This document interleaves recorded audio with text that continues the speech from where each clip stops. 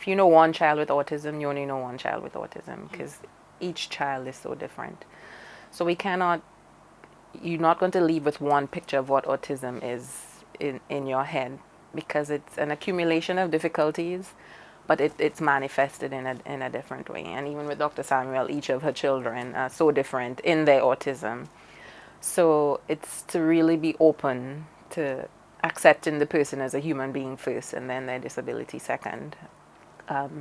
Because you really don't know what's going on or where their difficulty lies and all of that, and that should just be the basis for human interaction. And then the second thing is that if you think your child has a developmental issue or problem, to access either your community nurse or your pediatrician, or to give us a call at the center, because the earlier intervention happens and the earlier that we get in to try to do intervention, the greater your potential, I think, in terms of your development. So early intervention is key.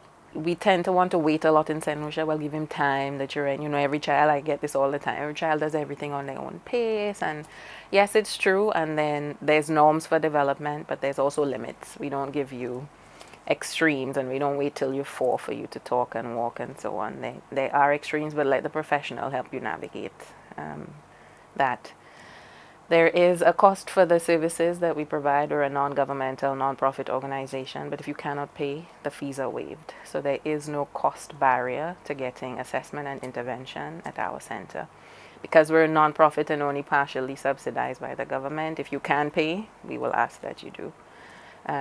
But it is a multidisciplinary intervention. There's speech and language therapists, occupational therapists, clinical psychologists, myself, physiotherapists, play-based intervention. We have it all. In St. Lucia, and we're all quite busy, but we definitely need more therapists, more support, more awareness, and trying to get the children early, because later on, a lot more could have been done.